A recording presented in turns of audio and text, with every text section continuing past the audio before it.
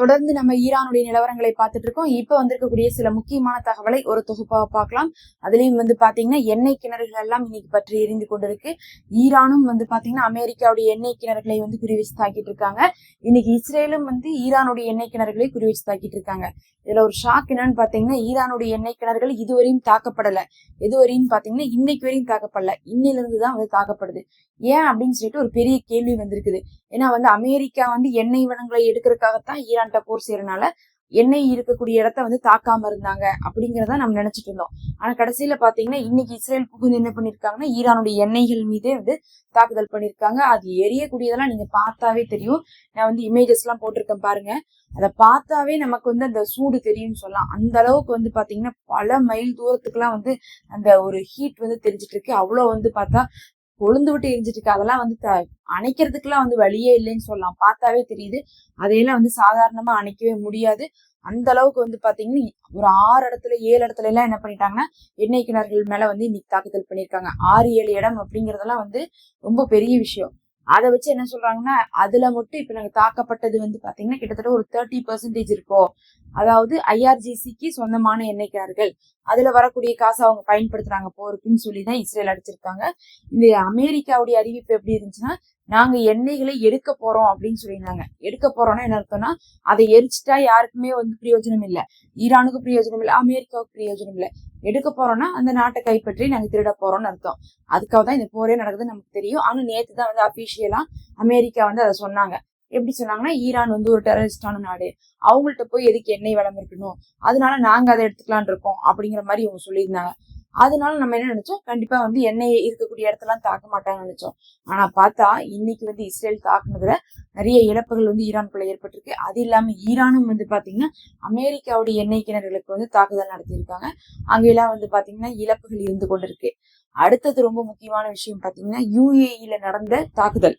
Iran claim பண்றாங்க அல்தஃப்ரா ஏர்பேஸ்ல மட்டுமே நேத்து 200 பேர் உயிரிழந்திருப்பாங்க எங்களுடைய தாக்குதல் அப்படிங்கிறாங்க. அப்ப நேத்து பார்த்தா UAE-ல நடத்தப்பட்ட தாக்குதல், அமெரிக்காவுடைய ஏர்பேஸ் மேல செய்த தாக்குதல் ரொம்ப கடுமையான தாக்குதலாக இருந்திருக்கு. அதுல 200 பேர் இறந்திருப்பாங்க அப்படின்னு சொல்லிட்டு கண்டிப்பா ஈரான் கிளைம் பண்றாங்க. இது இல்லாட்டினாலும் குறைந்தது ஒரு 21 பேர்த்து அப்பவே மரணமான நிலையில தூக்கிட்டு போயிருக்காங்க அப்படிங்கக்கூடிய தகவல் வந்திருக்குதுன்னு சொல்லிட்டு ஈரானே சொல்லியிருக்காங்க. அப்படின்னு என்ன அர்த்தம், ஈரானுக்கும் உளவு தகவல்லாம் ரொம்ப துல்லியமா கிடைச்சிட்டு இருக்குன்னு அர்த்தம். 200 பேர் உள்ள இறந்திருக்காங்கிறதையும் 21 பேர் இறந்த நிலையில தான் தூக்கிட்டு போனதை கண்ணார பார்த்தாங்கிறதையும் என்ன பண்ணிருக்காங்க, ஈரான் கிளைம் பண்ணிருக்காங்க. அதை அமெரிக்கா ஒத்துப்பாங்களான்னு கேட்டா அமெரிக்காவை பொறுத்த அளவுக்கு பெருசா ஒத்துக்கலாம் மாட்டாங்க. இதுவரையுமே ஒரு 6 பேர் 7 பேர் இறந்த மாதிரிதான் என்ன பண்ணிட்டு இருக்காங்க, காமிச்சிட்டு இருக்காங்க. ஆனா பாத்தீங்கன்னா நேத்து கூட என்ன பண்ணிருக்காங்க, இந்த இறுதி அஞ்சலி செலுத்தி இருக்காங்க. அந்த இறந்தவங்களுக்கு எல்லாம் இறுதி அஞ்சலி செலுத்தி ஒரு மாதிரி அனுதாபாலையை கிரியேட் பண்றதுக்காக அமெரிக்கா ஒரு மாதிரி ஸ்கீம் கிரியேட் பண்ணிருக்காங்க. ஆனாலும் பலரும் உயிரிழந்திருக்காங்க. மத்தவங்க எல்லாம் பாத்தீங்கன்னா ரகசியமா அடக்கம் செய்து விட்டு சும்மா ஒரு முக்கியமான ஒரு 6 பேரை மட்டும் காட்டுறதுக்காக என்ன பண்றாங்கன்னா கௌரவமா அடக்கம் பண்ற மாதிரி காமிச்சிட்டு இருக்காங்க. அடுத்த ஒரு விஷயம் ரொம்ப முக்கியமாக பாத்தீங்கன்னா இஸ்ரேல்ல இருந்து வந்த ஒரு நபர் நேத்து கொடுத்த பேட்டியை பார்க்கும்போது இஸ்ரேல் நிறைய மறைக்கிறாங்க, அங்க நிறைய உயிரிழப்புகள் இருக்கு, நிறைய கட்டிடங்கள் அழிக்கப்பட்டிருக்கு, பல தெருக்கள் ரொம்ப ஆபத்தா இருக்கு, ஆனா இஸ்ரேல் செய்தியே கொடுக்க மாட்டேங்கிறாங்கன்னு சொல்லிட்டு அங்கிருந்து வந்த, அதாவது இஸ்ரேலுக்குள்ள போய் வேலைக்காக போய் செட்டில் ஆனவங்க இப்ப அங்கிருந்து போர் நடக்குதுன்னு வந்தவங்க என்ன பண்ணிருக்காங்க, இங்க வந்ததுக்கு பிறகு அந்த ஒரு தகவலை சொல்லியிருக்காங்க. நல்லா கவனிச்சு பார்க்கணும். ஒரு 2-3 நாளாவே பயணிகள் எல்லாம் வந்துட்டு இருக்காங்க இந்தியா நோக்கி.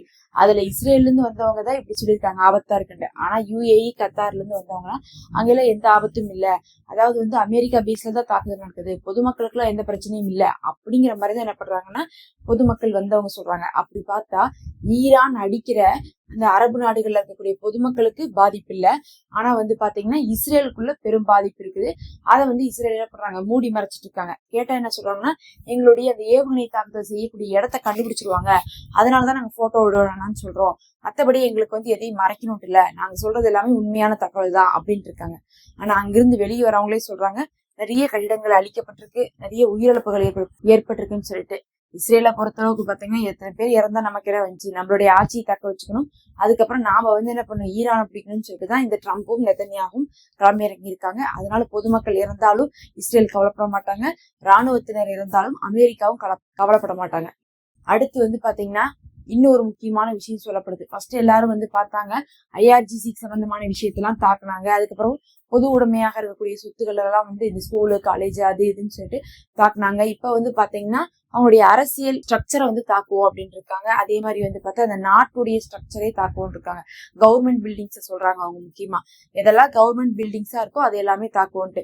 இப்ப இங்கெல்லாம் பாத்தீங்கன்னா எவ்வளவு கவர்மெண்ட் பில்டிங் தான் இருக்குது. கலெக்டர் ஆபீஸ் இருக்குது, தாசில்தார் ஆபீஸ் இருக்குது, இந்த மாதிரி ஆபீஸ் எல்லாம் இருக்குல்ல. அது மாதிரி கவர்மெண்ட் பில்டிங், கவர்மெண்ட் வந்து வேலை செய்யணும். ஒரு நாட்டுக்கு வந்து இப்ப எலக்ட்ரிக் வந்து கரண்ட் கொடுக்குறாங்கன்னா அவங்களுக்குன்னு பாத்தீங்கன்னா ஒரு ஆபீஸ் இருக்கும், அதுல வந்து வேலை செய்வாங்க.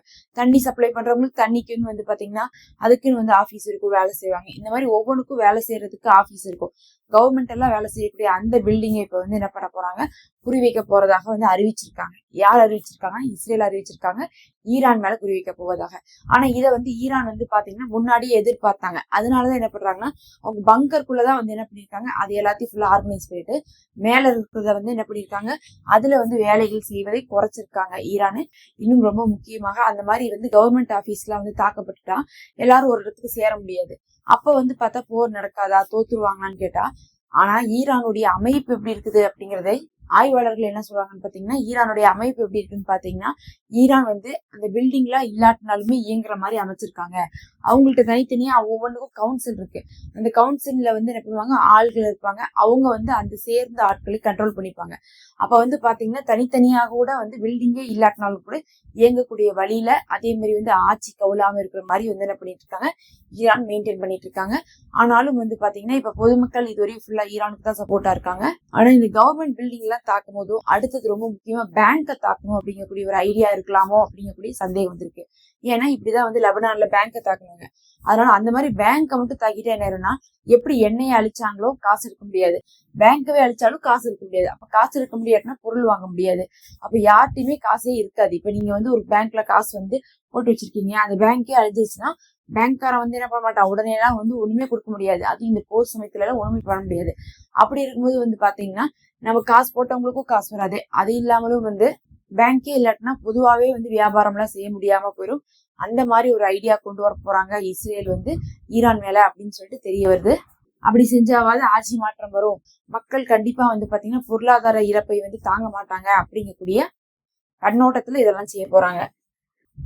இறுதியாக பாத்தீங்கன்னா நேற்று ஊர்வலம் போனாங்க. அதாவது வந்து ஈராக்ல போனாங்க, ஈரான் கிடையாது ஈராக்ல. யாருக்குன்னு வந்து பாக்கும்போது கொமேனிக்கு. அவர் அங்க இல்லையேன்னு கேட்டா அவர் அங்க இல்ல, இருந்தாலும் அவருக்காக வந்து பாத்தீங்கன்னா மக்கள் எல்லாம் ஒன்று திரண்டு ஒரு இறுதி அஞ்சலி செலுத்துறாங்க. அதனுடைய இமேஜ் தான் இப்ப நீங்க பாக்குறது. அப்படி வந்து செலுத்தினது இன்னைக்கு அமெரிக்காவுக்கே ஷாக்கா இருக்கு. ஏன்னா ஈராக் மக்கள் அந்த அளவுக்கு ஈரானுக்கு சப்போர்ட்டா இருக்காங்களான்னு சொல்லிட்டு. ஏன்னா இங்க இருந்துதான் தரைப்படையை அனுப்பலாம்னு சொல்லிட்டு அமெரிக்கா பிளான் பண்ணி வச்சிருக்கு. இந்த சமயத்துல வந்து பாத்தீங்கன்னா அவங்க விடாம வந்து மக்களும் வந்து போராடுறாங்க. அதே சமயத்துல அவங்க கவர்மெண்ட்டுமே வந்து பாத்தீங்கன்னா ஈரானுக்கு தான் சப்போர்ட்டா இருக்காங்க.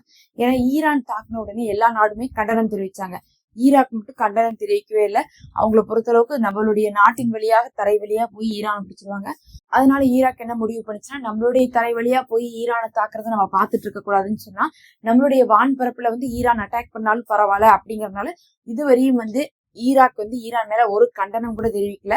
நேத்து கூட வந்து பாத்தீங்கன்னா தாக்குதல்லாம் நடந்து கொண்டுதான் இருக்குது. இருந்தாலும் ஈராக்ல இருக்கக்கூடிய குர்திஸ் ஈரானுக்குள்ள போக கூடாது அப்படிங்கறதுல ஈராக்ல இருக்கக்கூடிய பொதுமக்களும் சரி ஆட்சியாளர்களுமே வந்து கண்ணும் கருத்துமா இருந்துட்டு இருக்காங்கன்ட்டு தெரிய வருகிறது.